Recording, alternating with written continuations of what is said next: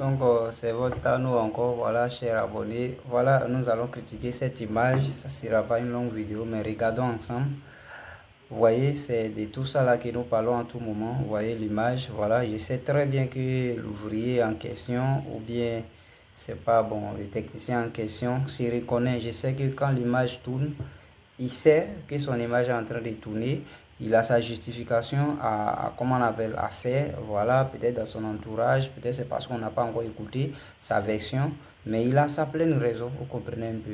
Mais déjà, ce que nous pouvons dire de manière directe, voilà, c'est un mauvais travail.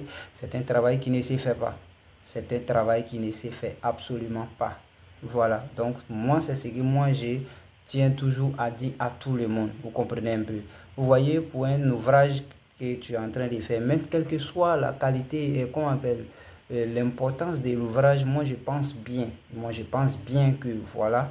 Et la meilleure des choses, c'est d'aller, l'ouvrage doit aller au moins à moins le TN. Voilà, c'est-à-dire que même si c'est à moins 0,5, c'est à moins, comment on appelle, 0,1, ça dépend. Voilà, ça doit aller au moins à moins 0, à moins le TN. Voilà, vous voyez un peu. Maintenant, si l'ouvrage n'est pas allé à moins le TN, cela veut dire qu'il y a d'autres ouvrages qui viennent supporter ton ouvrage que leur fondation est à moins le TN. Ce que je veux dire de manière technique, voilà, les techniciens comprennent, mais ceux qui ne comprennent pas, ce que je veux dire, c'est quoi? Tout ouvrage de génie civil doit avoir vraiment la patte un peu ancrée dans le sol, quel que soit le type, vous voyez un peu, c'est-à-dire que vous devez enterrer vraiment une partie. C'est en cela qu'on parle de fondation dans le bâtiment. Vous comprenez un peu, c'est en cela qu'on parle de fondation dans le bâtiment. Voilà, ce que le monsieur est en train de faire, moi je ne sais pas ce qu'il est en train de faire, je ne sais pas même si c'est dallage, mais ce que vous devez savoir, le dallage doit être enterré un peu, une petite partie doit être enterrée. Ça, c'est quelque chose qui est juste, vous voyez un peu. Si une partie n'est pas enterrée, ce qui veut dire que sur quoi le dallage va venir se reposer, la chose sur laquelle le dallage va venir se reposer a une partie forcément enterrée. Vous comprenez avec moi? Vous pouvez peut-être dire que non, parce qu'il y a des gens, quand on parle souvent, la compréhension, c'est pas facile, mais pour ceux qui sont un peu pointus dans les réflexions de manière technique, comprennent ce que je vais dire, comprenez un peu. Vous voyez, ce que nous faisons sur la terre, les ouvrages de génie civil, majoritairement, nous ne réalisons pas les ouvrages pour que ça puisse flotter. Vous voyez un peu sur le sol, non? Nous réalisons notre ouvrage dans l'intention, ça doit être un peu statique. Vous voyez un peu.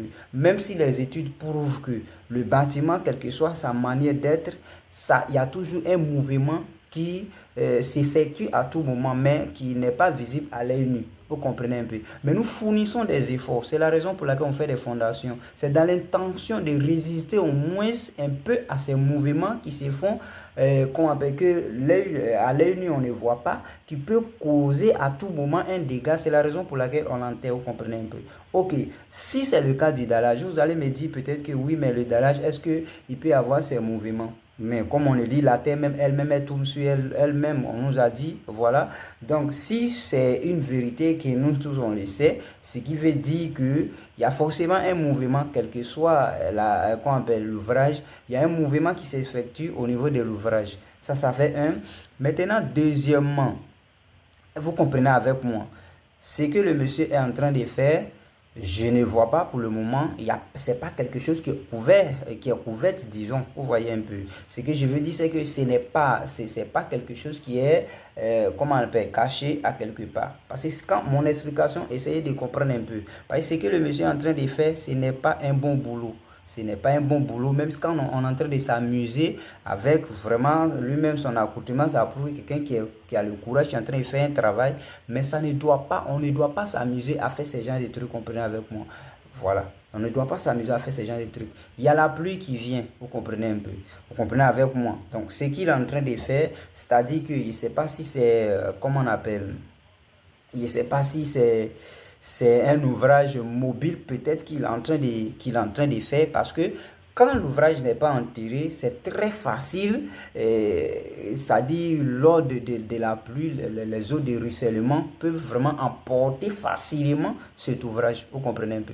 Donc c'est dans ce sens, un technicien en génie civil, un ingénieur en génie civil pense, réfléchit à toutes ces choses avant de poser un acte, vous comprenez un peu. C'est en cela qu'on vous demande de vous donner vos travaux à des bonnes personnes, à des personnes professionnelles qui connaissent vraiment l'importance du travail. Parce qu'il n'y a pas de petit travail dans le génie civil. Moi, c'est ce que j'ai dit. Même l'entrée couchée, il n'y a pas de petit travail dans le génie civil. Là où quelqu'un se repose, c'est-à-dire quand tu t'assois et puis tu reçois une fois... Enfin, je suis en train de me reposer. Mais si c'est sur dallage, c'est sur quoi que ça doit être vraiment, qu'on appelle, ça doit être vraiment pris au sérieux. Voilà. Dans le génie civil, il n'y a pas de petits boulots. Donc, vraiment, méfiez-vous de tout ce que vous faites. Ça peut avoir des erreurs, mais des erreurs aussi frappantes comme ça ne se fait pas. Mais la meilleure des choses, et ce qui est une obligation, c'est de faire tout possible pour vraiment réduire au maximum les erreurs. Parce que là, ça va nous envoyer loin. Donc c'est ça, vous voyez, tous ces travaux. Arrêtez d'appeler des gens, c'est ce que je dis toujours. Les maçons, souvent là, c'est pas truc. Il y a des gens qui ne maîtrisent pas, mais parce qu'il a travaillé avec un technicien, le technicien était arrêté, planté comme arbre, lui a donné les instructions, une fois, deux fois. Il vient, il te dit qu'il peut tout faire. Mais à l'absence de ce technicien, il ne peut rien faire. Et c'est toujours mon conseil. Quand tu vois que quelqu'un t'a aidé à réussir à un projet à quelque part, quand tu as un projet, tu l'appelles, ta part est toujours réservée. Ta part est toujours réservée. Si tu prends le marché, mais il faudrait qu'il te conduise un peu. Ça va toi-même t'arranger. C'est-à-dire, tu finis même, il peut même te conduire à distance. Voilà, on le fait, on donne des conseils à quelque part, tu donnes sa part, mais tu finis de réaliser le travail même. Après, tu peux avoir d'autres marchés plus que ça. C'est ça, c'est comme ça qu'on travaille dans ce domaine-là. Donc, vraiment, méfions-nous pour éviter ces genres de désastres. Je vous remercie et continuons. Vous pouvez aussi vraiment participer aux commentaires, partager et vraiment abonnez-vous. Je vous remercie.